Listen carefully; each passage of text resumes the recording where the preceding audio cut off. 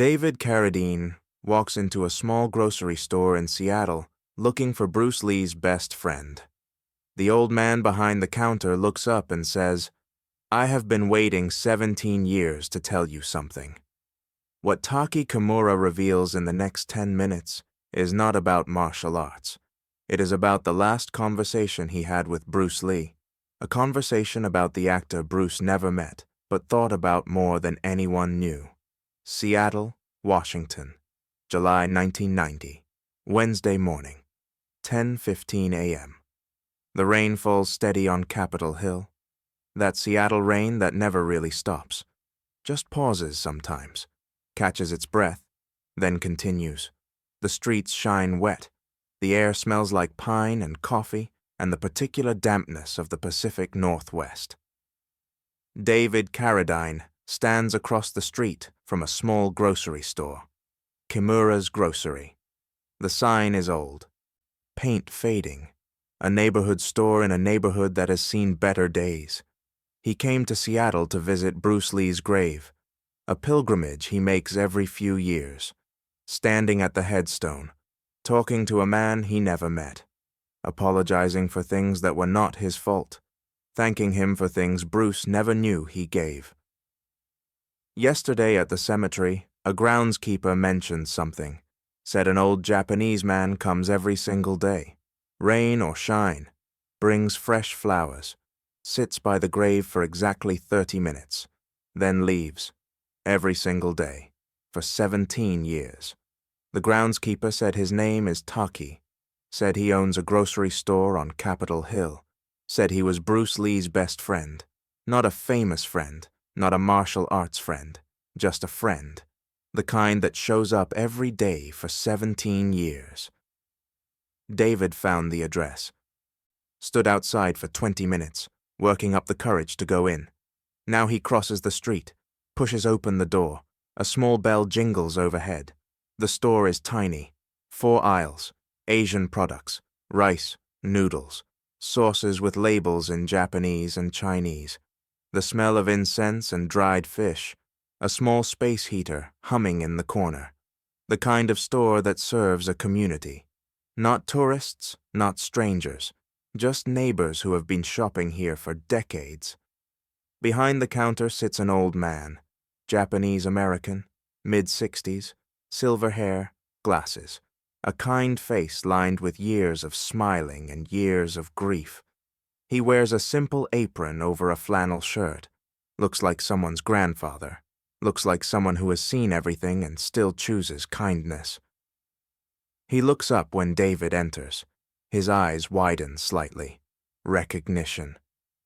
Then he smiles, not surprised, almost relieved. 17 years. I wondered when you would come. David stops in the middle of the store, between the rice and the soy sauce. You know who I am. Taky Kimura nods. I have a television. I watched your show, every episode, sitting in my living room, wondering what Bruce would think. David walks closer to the counter. The groundskeeper at the cemetery told me about you, said you visit every day, rain or shine. 3,112 days since he died. I have missed maybe 20, when I was too sick to walk. Why? Taky looks at David like the question is strange. Because he was my friend, because I promised I would not forget, because the 30 minutes I spend at his grave are the most important 30 minutes of my day. He gestures to a small area behind the counter, 2 folding chairs, a hot plate with a kettle, a makeshift sitting area for slow afternoons. Sit. I will make tea. We have things to discuss. David walks behind the counter, sits in one of the folding chairs, feels like he's entering someone's home, someone's sacred space. Taky puts the kettle on, moves slowly, the movements of a man who has learned that rushing accomplishes nothing. You want to know about Bruce. David nods. Everyone wants to know about Bruce. They come from all over the world, Japan, Brazil, Germany. They find my store somehow. They ask me questions. What was he like? How hard could he hit? Could he really beat anyone? Taky shakes his head. They want the legend. They do not want the man. David says quietly, I want the man. Taky looks at him, studies him. Reading something. Yes, I think maybe you do. The kettle begins to heat, small sounds of water warming. I met Bruce in 1959. He was 19, I was 30. He had just arrived from Hong Kong, spoke English with an accent so thick I could barely understand him, did not know anyone, did not have anything, just talent and ambition and a dream too big for one person to carry. Taky sits in the other chair. I was broken when I met him. The war, the internment camps, my family lost everything. I lost myself, could not look people in the eyes, could not believe I deserved to take up space in the world. The camps taught us we were less than human. I believed it. His voice softens. Bruce fixed me. Not with martial arts, not with philosophy, with friendship. He looked at me like I mattered, treated me like I was worth something. For the first time since the war, someone saw me as a person instead of a problem. David listens. This is not the Bruce Lee from the movies. This is someone else, someone who healed people just by being their friend. He made me his first assistant instructor. Can you imagine? A broken Japanese-American man teaching Chinese martial arts. Some people laughed. Bruce did not care. He said skill has no race. Loyalty has no color. You are my brother Taky. That is all that matters. The kettle whistles. Taky stands, pours 2 cups of green tea, hands one to David. Bruce talked about you. Did you know that? David's hands tighten on the cup. What did he say? Taky sits back down, sips his tea. The last time I saw him was June 1973, 3 weeks before he died. He came to Seattle to visit, to see me, to see his old school, to remember who he was before Hollywood made him someone else.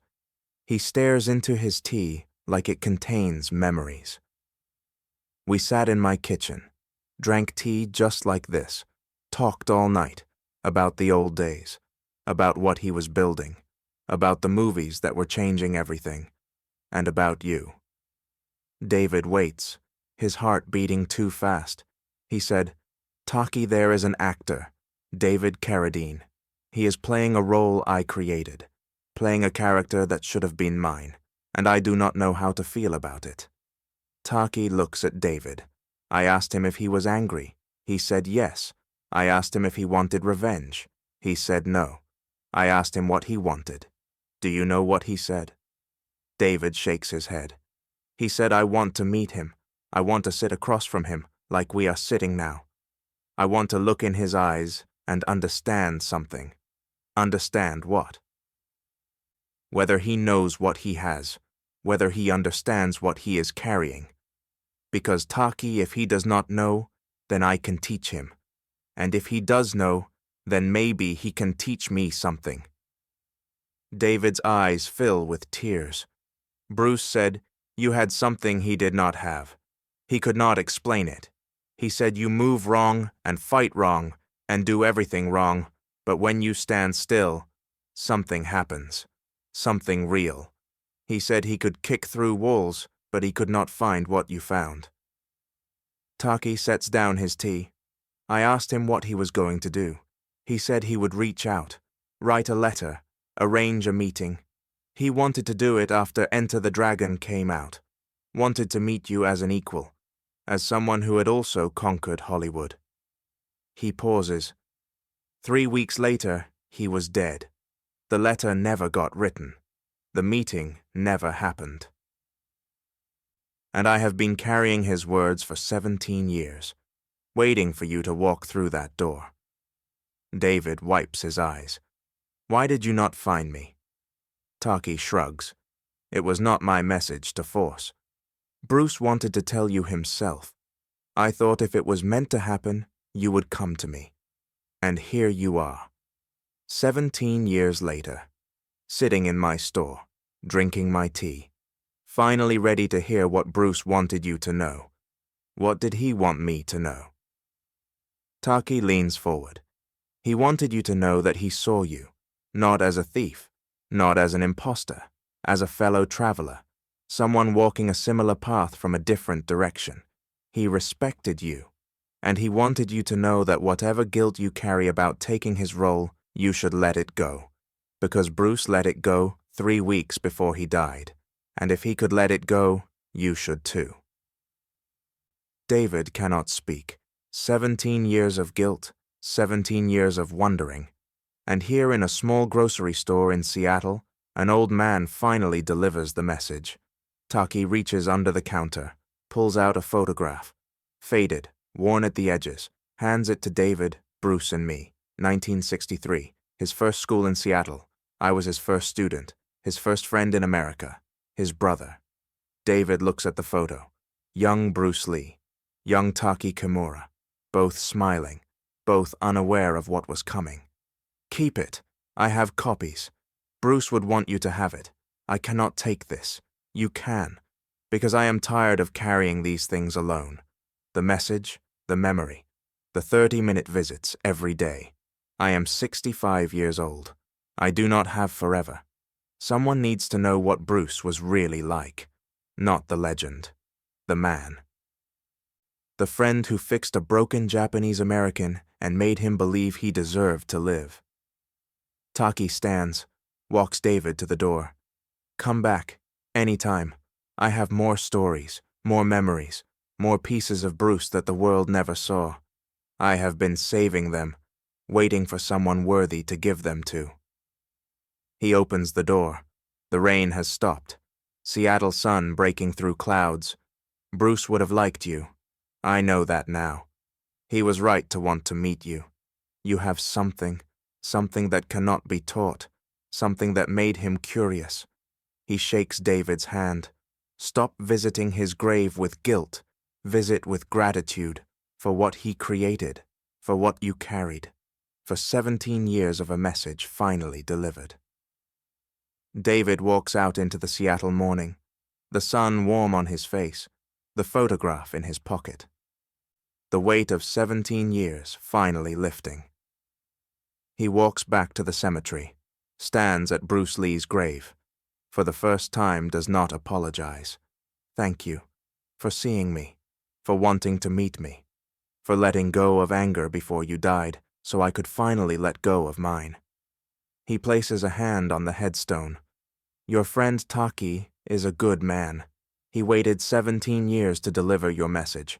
That is loyalty. That is love. That is what you inspired in people. He steps back, looks at the grave one last time. I will carry what you gave me, not as stolen goods, as a gift, from someone I never met who saw something in me worth seeing. He walks away, the sun still shining. The message finally delivered. 17 years late, but exactly on time. He once said that the hardest role he ever played was not Kane, not Bill, but himself. A man caught between what he pretended to be and what he wanted to become. And maybe that is why his story still resonates, because we all know that feeling. The gap between the mask and the face beneath it. Is there a moment in your life where someone saw through your mask, or a moment where you finally took it off yourself? David Carradine walked through Hollywood for 50 years, carrying questions most people never ask out loud. About authenticity, about legacy, about what it means to be real in a world that rewards pretending. If you want to know the real stories, the ones they did not put in the interviews, you are in the right place. We are peeling back the curtain on the man behind the monk. If this story moved you, hit that like button. It helps more people discover these untold moments. Do not forget to subscribe to David Carradine, The Untold Path. We are just getting started. There are stories about Ip Man's final message, about the daughter who asked one question, and about the Hollywood that tried to forget him.